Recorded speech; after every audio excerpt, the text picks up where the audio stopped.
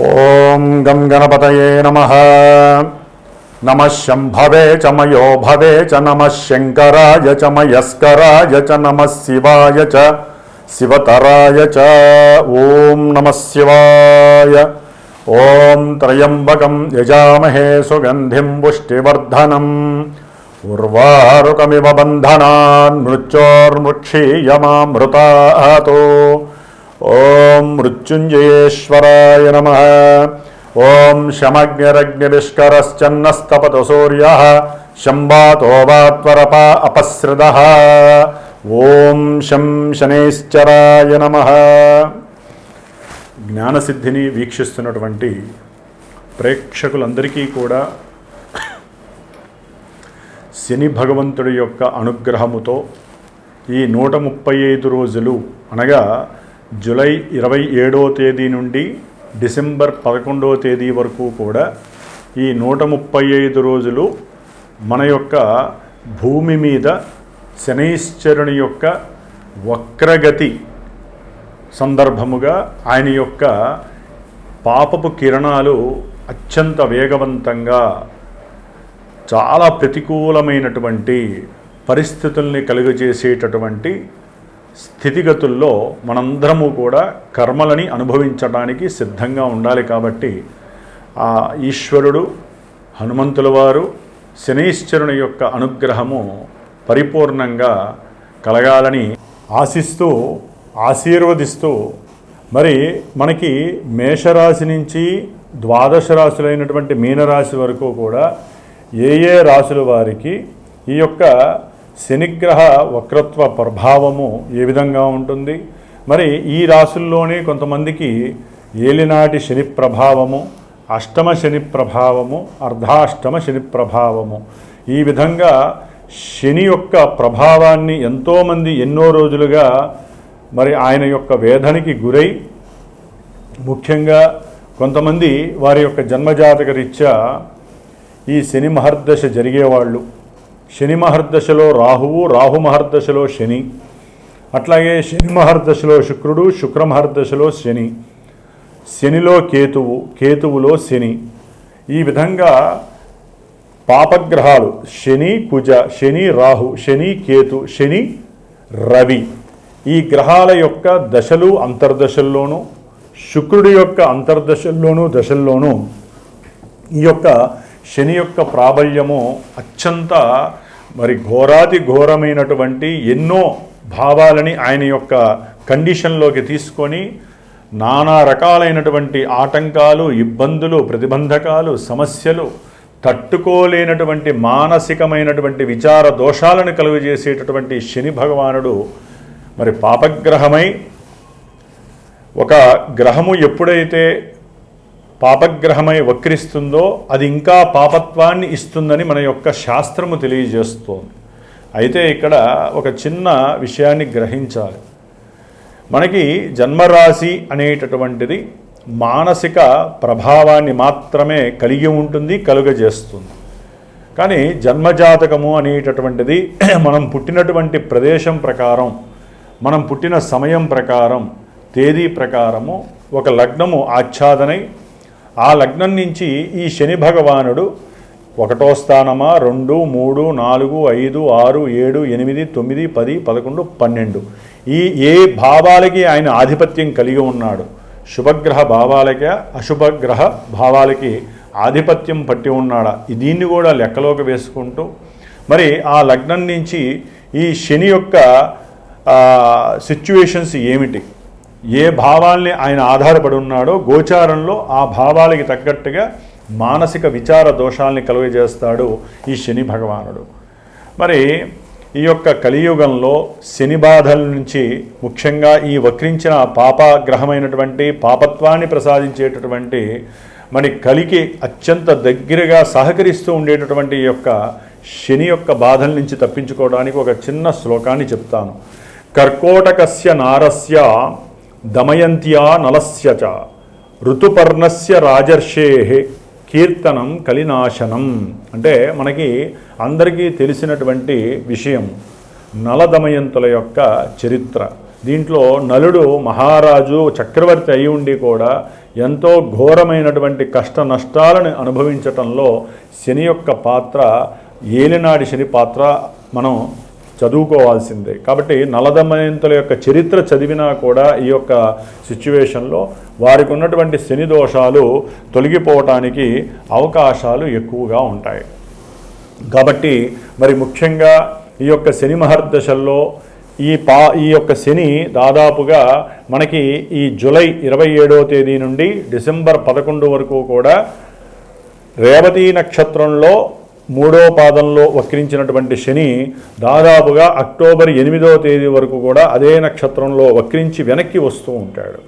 అట్లాగే ఈయన డిసెంబర్ 11 వరకు కూడా సొంత నక్షత్రంలో వక్రించడం ఇంకా ఘోరమైనటువంటి ప్రభావాలని మనకి ప్రసాదిస్తూ ఉంటాడు కొన్ని రాశుల వారికి. ఆ రాశులు ఏంటో మనం తెలుసుకుందాం.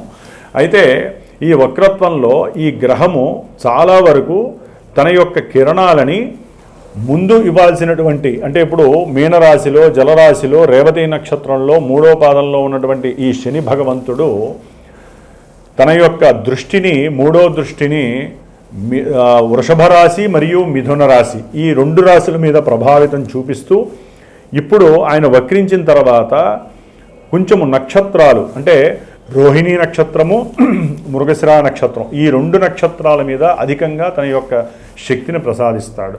అట్లాగే తన యొక్క సప్తమ దృష్టి ఇప్పటి వరకు కూడా కన్యారాశి మీద, కన్యారాశిలో ఉన్నటువంటి ఉత్తర ఫల్గుని నక్షత్రము, హస్తా నక్షత్రం మీద ఉండేది.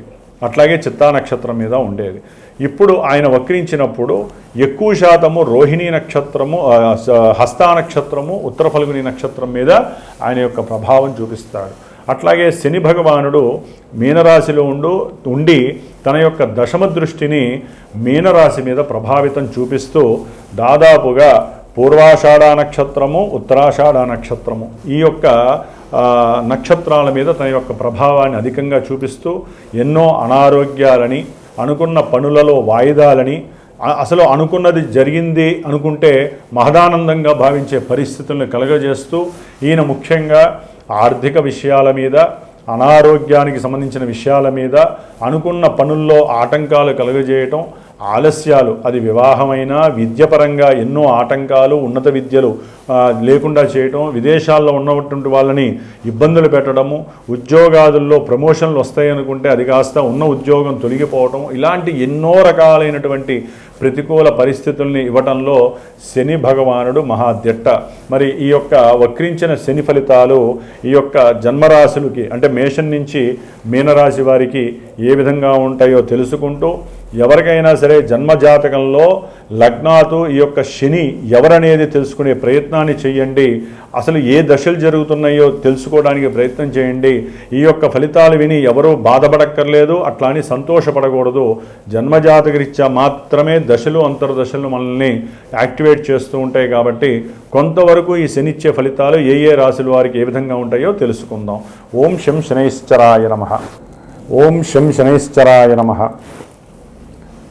ఎవరికైతే గనక శని మహర్దశలు కానీ అంతర్దశలు జరిగిన పుష్యమీ నక్షత్రము, అనురాధ నక్షత్రము, ఉత్తరాభాద్ర నక్షత్రము ఈ నక్షత్ర జాతకులు కానివ్వండి, అట్లాగే కుంభరాశి, మీనరాశి, మేషరాశి, వృషభ రాశి, అట్లాగే మనకి ముఖ్యంగా కన్యారాశి, ధనుస్సు రాశి ఈ రాశుల వారు, ఈ అంతర్దశలు దశలు జరిగేవారు తప్పకుండా శ్రావణ మాసంలో మనకి బహుళ శుద్ధ విధియ నుండి దాదాపు 19 రోజులు పంచమి వరకు కూడా నా యొక్క శ్రీమాత జ్యోతిషాలయ పీఠంలో ఈ యొక్క శనిగ్రహ పీడలు, బాధలు తొలగించటానికి ఒక దీక్షా కార్యక్రమం 19 రోజులు నిత్యము 1000 సార్లు శనికి సంబంధించినటువంటి మూలమంత్ర బీజాక్షరాలని, అట్లాగే మూలమంత్ర వేదమంత్రాన్ని కూడా జపిస్తూ నిత్యము 19 రోజులు రుద్రుడికి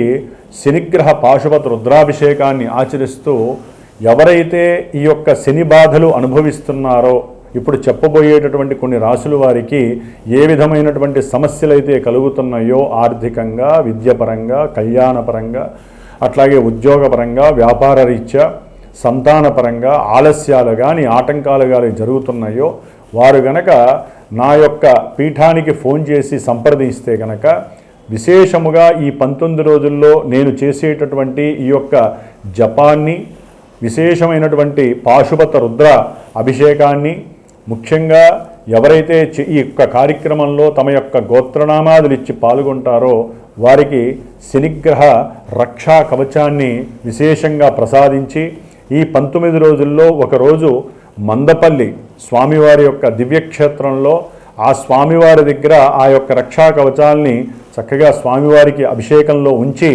విశేషముగా వీలుంటే అక్కడ హోమాన్ని ఆచరించి ఆ యొక్క ప్రసాదాన్ని మీకు చేరవేసేటటువంటి బాధ్యతని స్వీకరిస్తున్నాను. కాబట్టి దీనివలన విశేషమైనటువంటి శనిగ్రహ అనుగ్రహం కలిగి ఎంతటి కార్యాన్నైనా సరే జయించేటటువంటి పరిస్థితి కలుగుతుంది. ఎటువంటి మృత్యువునైనా సరే మనం తప్పించుకునేటటువంటి పరిహారము మనకి ఈ యొక్క రక్ష ద్వారా మనకి లభిస్తుందని ఆశిస్తూ ఆశీర్వదిస్తూ మరి మేషరాశి వారి గురించి, మీనరాశి వారి గురించి కూడా ఈ మధ్యలో ఉన్న రాశుల గురించి మనం ఇప్పుడు చర్చించుకుందాం. సింహరాశి వారికి వక్రగత శని భగవానుడు దాదాపుగా జూలై 27 నుంచి డిసెంబర్ 11 వరకు 137 రోజులు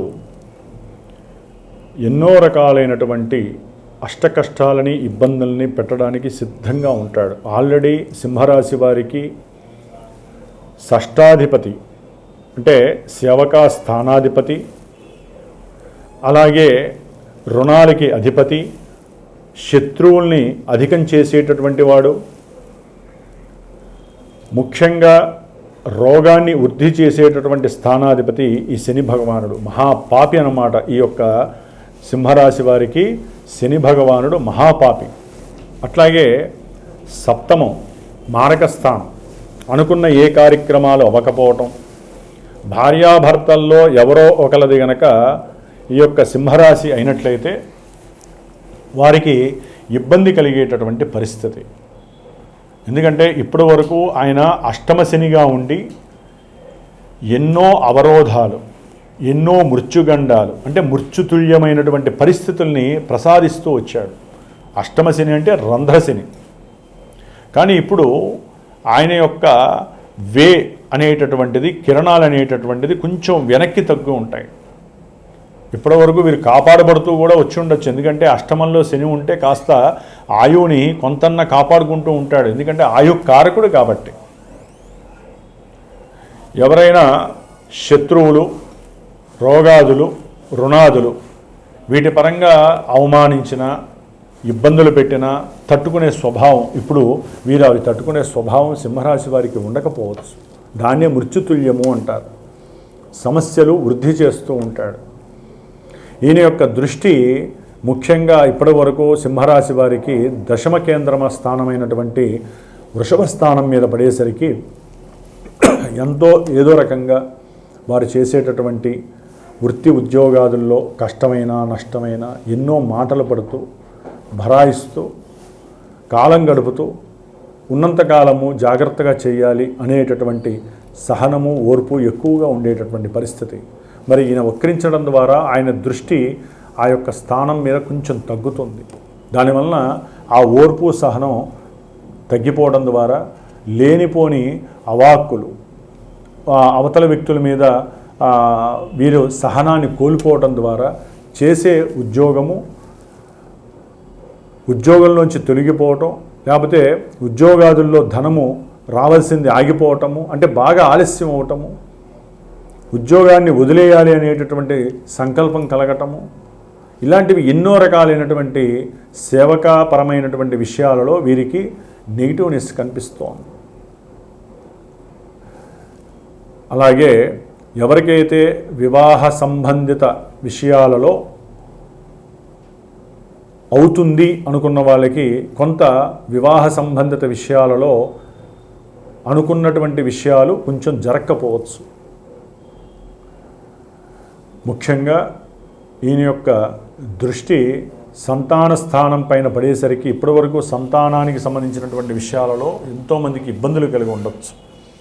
కానీ ఇప్పుడు ఆయన యొక్క ఎఫెక్షన్ తగ్గేసరికి చదువుకునేటటువంటి విద్యార్థుల మీద చాలా ఎఫెక్ట్ ఎక్కువగా పడుతూ ఉంటుంది. ప్రయాణాల యందు చాలా జాగ్రత్తలు వహించాలి. భార్యతో కానీ భర్తతో కానీ, అంటే ఇరువురు ప్రయాణం చేసేటప్పుడు ఎన్నో మారక దోషాలు మీకు కలగడానికి అవకాశం ఉంటుంది. చాలా జాగ్రత్తగా చూసుకోవాలి. ఆయన దృష్టి ముఖ్యంగా ఇప్పటి వరకు ద్వితీయ స్థానమైన కన్యారాశి మీద పడేసరికి ఆకస్మికంగా ఎన్నో నష్టాలు, వ్యాపారంలో నష్టాలు, సేవకా వృత్తిలో అనుకున్న డబ్బులు రాకపోవటం, దాని ద్వారా కుటుంబంలో కలతలు ఏర్పడటం, ఇవన్నీ జరిగినాయి. కానీ ఆయన యొక్క వక్రీగత దృష్టి వలన డైరెక్ట్గా ఆరోగ్యం మీదే పడుతోంది.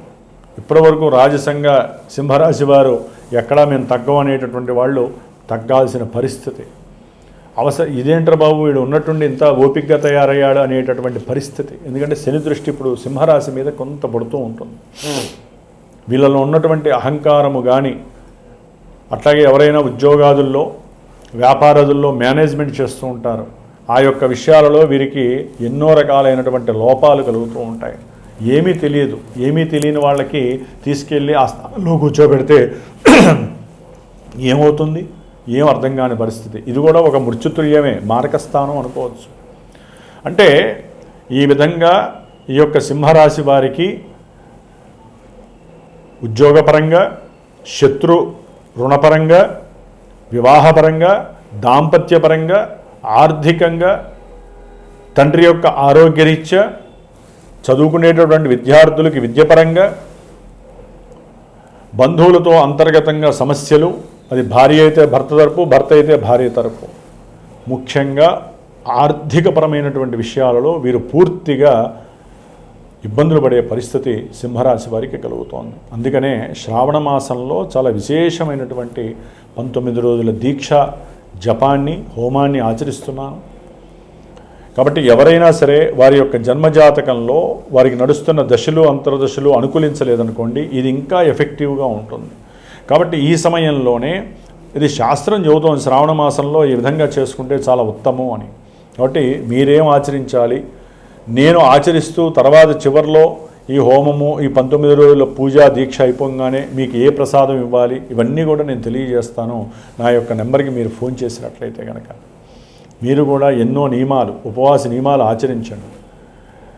కాస్త మాటని కంట్రోల్ చేసుకోండి. ఆరోగ్య విషయంలో జాగ్రత్తలు వహించండి. తండ్రి గారి యొక్క ఆరోగ్య విషయంలో జాగ్రత్త ఉండండి. వ్యాపారము, ఉద్యోగ విషయాలలో ఏది మన ముందుకు రాకుండా అంతర్గతంగా ఎన్నో విషయాలు జరుగుతూ ఉంటాయి. సంతానంలో కూడా విభేదాలు కలిగే అవకాశం ఉంటుంది. కట్టుకుంటున్నటువంటి ఇల్లు లేకపోతే తీసుకున్నటువంటి భూముల్లో ఎన్నో వివాదాలు కలగడానికి అవకాశం ఉంటుంది. అనుకున్న వివాహ విషయాలు ఆలస్యం అవుతాయి, కొంతమందికి దగ్గరగా వచ్చినట్టే వస్తాయి, కానీ ఈ 4 నెలలు జరగకపోవచ్చు. కాబట్టి కొంచెం సింహరాశి వారు హనుమంతుడిని ఎక్కువగా ఆరాధించండి. ఓం శం శనైశ్చరాయ నమః.